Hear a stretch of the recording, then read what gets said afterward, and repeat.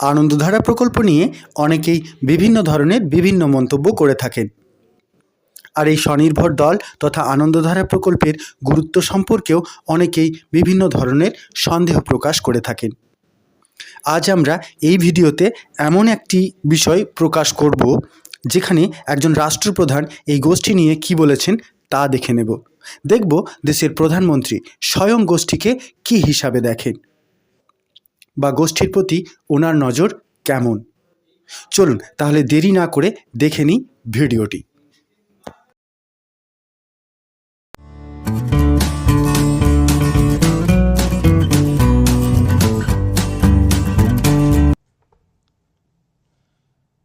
आप आज इतनी बड़ी तादाद में मुझे आशीर्वाद देने के लिए आए। दूर दूर अपने गांव से आज करोड़ों माताएं बहनें मुझे आशीर्वाद दे रही हैं।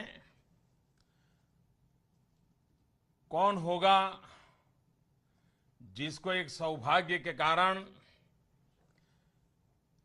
ऊर्जा न मिलती हो, काम करने की हिम्मत न मिलती हो। ये आप ही लोग हैं जिसके आशीर्वाद, जिसका प्यार मुझे देश के लिए कुछ न कुछ करने के लिए हमेशा नई ताकत देता रहता है। आप सब अपने आप में संकल्प के धनी हैं, उद्यमशीलता के लिए समर्पित हैं और आप टीम रूप में कैसे काम किया जाए, एक सामूहिक प्रयास कैसे किया जाए। मैं समझता हूं दुनिया की बड़ी बड़ी यूनिवर्सिटीज को ये मेरे हिंदुस्तान की गरीब माताएं बहनें, जिनको शायद बहुत कम लोगों को पढ़ने का सौभाग्य मिला है, लेकिन वे टीम स्पिरिट क्या होता है, मिलजुल करके काम कैसे करना होता है, काम का बंटवारा कैसे करना होता है, शायद ही इसकी कोई कल्पना नहीं कर सकता है। महिला सशक्तिकरण की जब हम बात करते हैं तो सबसे महत्वपूर्ण आवश्यकता होती है महिलाओं को स्वयं की शक्तियों को, अपनी योग्यता को, अपने हुनर को पहचानने का अवसर उपलब्ध हो। महिलाओं को कुछ सिखाने की जरूरत नहीं पड़ती है, उनके भीतर बहुत सी चीजें होती हैं, लेकिन उनको अवसर नहीं मिलता है। जिस दिन हमारी माताओं बहनों को अवसर मिल जाता है, वो कमाल करके दिखा देती है, सारी बाधाओं को पार कर देती है। और महिलाओं की ताकत देखिए, क्या कुछ नहीं संभालती है वो, सुबह से रात तक देखिए, और कितना टाइम मैनेजमेंट परफेक्ट होता है उसका, अपने परिवार का, गांव समाज का जीवन बदलने के लिए उससे जो हो सकता है वो हमेशा करती है। हमारे देश की महिलाओं में सामर्थ्य है और सफलता के लिए कुछ कर गुजरने की ताकत भी रखती है, संघर्ष करने का हौसला भी है। जब भी महिलाओं का आर्थिक सामर्थ्य बढ़ा है, और मैं इस मांग का हूं कि महिलाओं के सशक्तिकरण में एक सबसे बड़ी बात होती है कि वो आर्थिक रूप से आत्मनिर्भर हो। जिस दिन महिला आर्थिक रूप से आत्मनिर्भर होती हैं तो वो असर्टिव बनती हैं, परिवार में भी असर्टिव बनती है, बच्चे को भी कहते हैं ये करो ये मत करो, पति को भी कह सकती हैं ये करो ये मत करो। और इसलिए महिलाओं का आर्थिक रूप से स्वतंत्र होना हर निर्णय की भागीदारी बढ़ाने के लिए एक बहुत बड़ा कारण बनता है। और इसलिए हम लोगों का प्रयास रहना चाहिए महिलाओं में जब आर्थिक सामर्थ्य बढ़ता है तो उसका सामाजिक जीवन में जो कुरीतियां हैं उस पर भी प्रभाव पड़ता है। जब महिलाएं आर्थिक रूप से सशक्त होती हैं तो जो सामाजिक बुराइयां हैं और जो कभी कभी उसको सामाजिक बुराइयों से कॉम्प्रोमाइज करना पड़ता है, झुकना पड़ता है, न चाहते हुए भी बुराइयों को स्वीकार करना पड़ता है, अगर आर्थिक सामर्थ्य है तो वो बुराइयों के खिलाफ जूझने के लिए तैयार हो जाती है।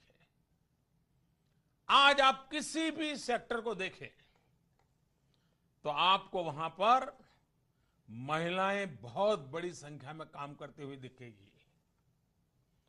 कोई कल्पना कर सकता है कि हमारी माताओं बहनों के बिना पशुपालन का काम हो सकता है? कोई कल्पना कर सकता है कि हमारी इन माता बहनों के योगदान के बिना हमारा कृषि क्षेत्र चल सकता है? बहुत कम लोगों को मालूम है। गांव में जाके देखें तो पता चलेगा कि खेती का कितना बड़ा काम हमारी माताएं बहनें करती हैं। पशुपालन तो एक प्रकार से 100% आज देश में जो दूध उत्पादन होता है, मैं मानता हूं 100% हमारी माताओं बहनों का योगदान है। पशुपालन में परिश्रम है, उसी का परिणाम है। और इसलिए हमारी माताएं बहनें खास करके गांव में, ग्रामीण क्षेत्र में जो रहती है और उनके उद्यम से लेकर कई जरूरतों को पूरा करने के लिए गांव-गांव में सामूहिक उद्यम के क्लस्टर को बढ़ावा मिला और वो ज्यादा मिलता चले जाए, इन प्रयासों को गति मिले, उसके दायरे का विस्तार हो, अधिक से अधिक लोगों को इसका लाभ मिले। भारत सरकार दीनदयाल अंत्योदय योजना, राष्ट्रीय ग्रामीण आजीविका मिशन, इसके तहत इसको सुनिश्चित करने के लिए काफी प्रयास कर रही है। हमारे देश के ग्रामीण इलाकों में छोटे उद्यमियों के लिए, श्रमिकों के लिए सेल्फ हेल्प ग्रुप, स्व सहायता जूथ, और मैंने देखा है बिल्कुल पढ़ी लिखी महिला नहीं होगी लेकिन उसको सेल्फ हेल्प ग्रुप का मतलब क्या है समझ आता है, वो अंग्रेजी में बोल लेती है। ये शब्द इतना नीचे तक पहुंच गया है। कभी स्व सहायता ग्रुप कहें तो वो सोचती है कि मैं क्या बोल रहा हूं, इतना वो पॉपुलर हो गया है। ये हमारे सेल्फ हेल्प ग्रुप्स एक तरह से गरीबों, खास करके महिलाओं की आर्थिक उन्नति का आधार बने हैं। ये ग्रुप महिलाओं को जागरूक कर रहे हैं, उन्हें आर्थिक और सामाजिक तौर पर मजबूत भी बना रहे हैं। दीनदयाल अंत्योदय योजना, राष्ट्रीय ग्रामीण आजीविका मिशन के तहत देश भर के 2.5 लाख ग्राम पंचायतों में करोड़ों करोड़ों ग्रामीण गरीब परिवारों को तक वो उन्होंने पहुंचने का प्रयास किया है, सफल प्रयास किया है। उन्हें स्थायी आजीविका के अवसर उपलब्ध कराने का लक्ष्य रखा गया है। इस योजना को सभी राज्यों में शुरू किया गया है और मैं सभी राज्यों और वहां के अधिकारियों का भी अभिनंदन करना चाहूंगा जिन्होंने इस योजना को लाखों करोड़ों महिलाओं तक पहुंचाकर उनके जीवन में सुधार लाने का काम किया है।